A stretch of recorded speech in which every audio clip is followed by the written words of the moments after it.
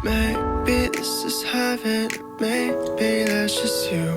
I don't trust my judgment, cause I'm just 22. My mind just runs in circles, my heart is out in the rain.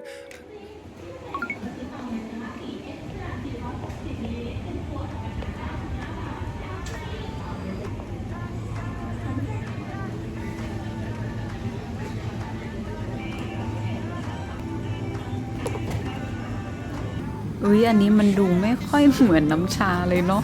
แต่มันคือน้ำชา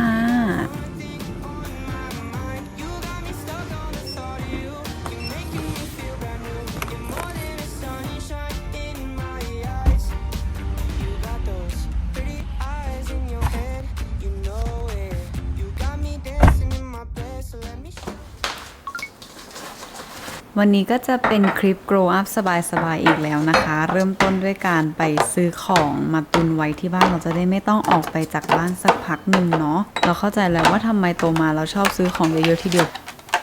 เพราะมันขี้เกียจออกไปหลายๆรอบเนี่ยแหละ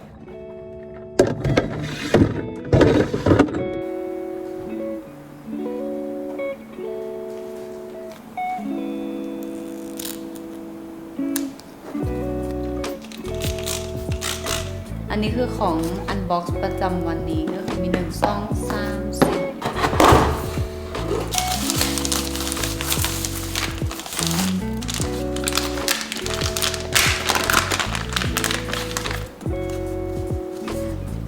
4น่ารักอ่ะเอาไปแปะที่ชาร์จแบตน่าจะเลิศเดี๋ยวนี้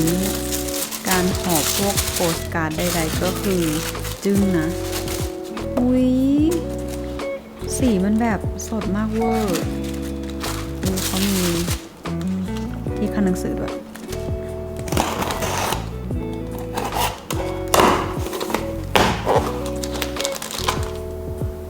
เอ้ยหรือแถม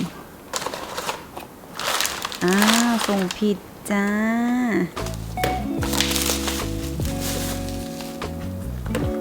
นี่ทุกคน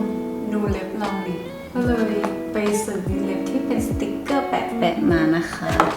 น่ารักปะดูดิ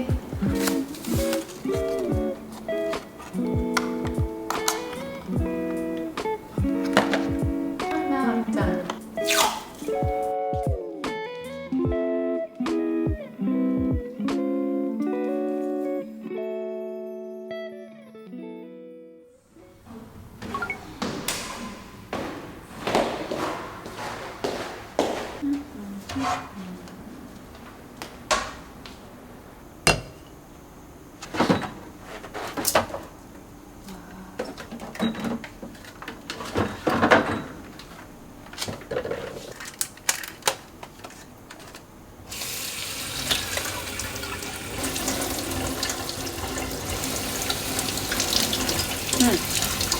อร่อย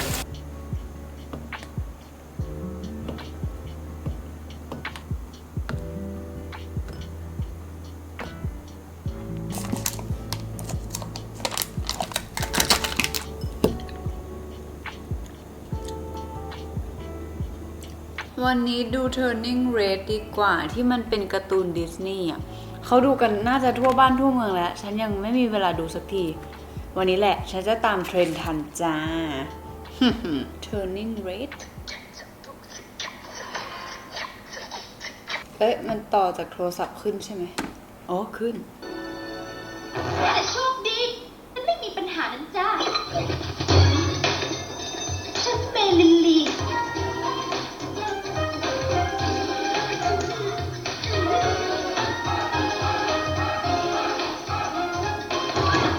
นี่ไปซื้อลูกกิ้งอันนี้มาจากใต้ตาคล้ำแบบนี้จะกระจ่างใสเลยนะจ๊ะไม่รู้ว่ามันจะเวิร์กป่ะนะอะไรที่มันแบบว่าโฆษณาว่าตาแจ่มใสฉันก็ซื้อหมดแหละ ต้องทำกี่นาทีนะเนี่ย1 ถึง 3 นาที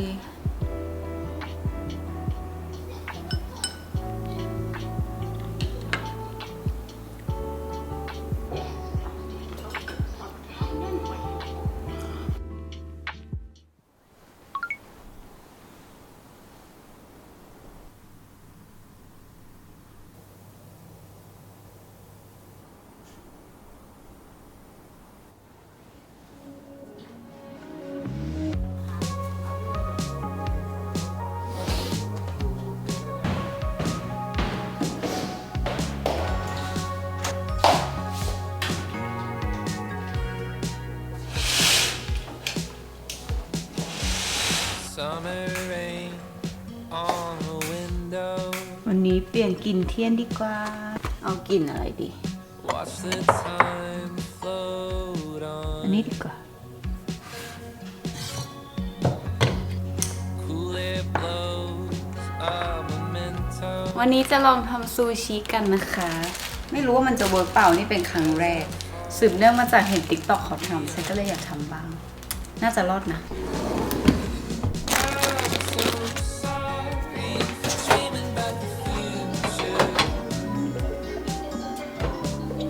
จะเอามาเจียแค่เบาๆพอเพราะว่าแบบเราไม่ได้อยากกินดิบ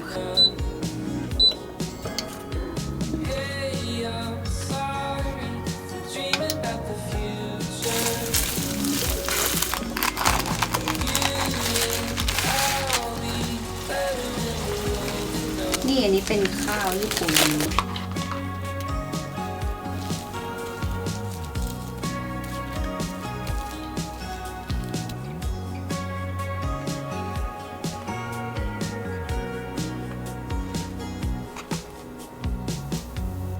Take apart all the good things, stripped away what's there to do. Many times I tried,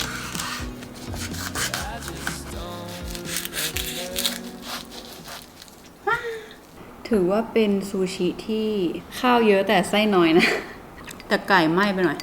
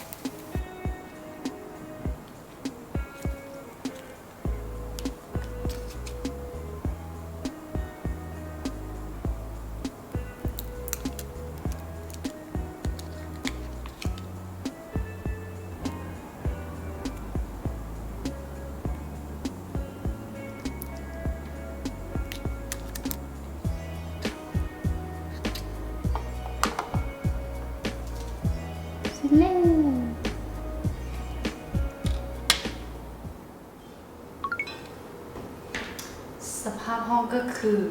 ไม่ไหวเลย เนี่ยแบบว่าทุกครั้งที่ถ่ายงานเสร็จมันก็จะแบบอิเละเขะขะแบบนี้นะจ๊ะ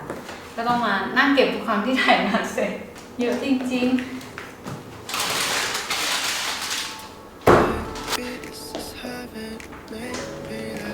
เคสเราเยอะมากเลยแล้วเวลาออกมารีวิวใช่ปะ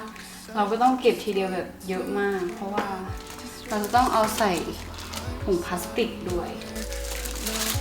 ฉันแทบจะเปิดร้านขายเค้กได้แล้วหนึ่ง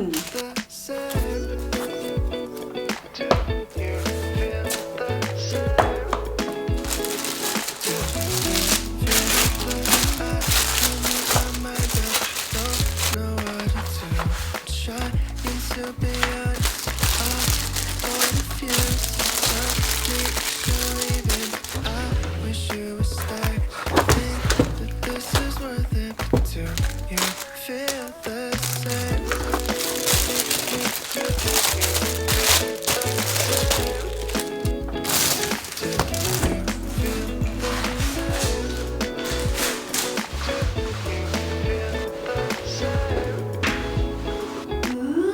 ผมเต็มเลย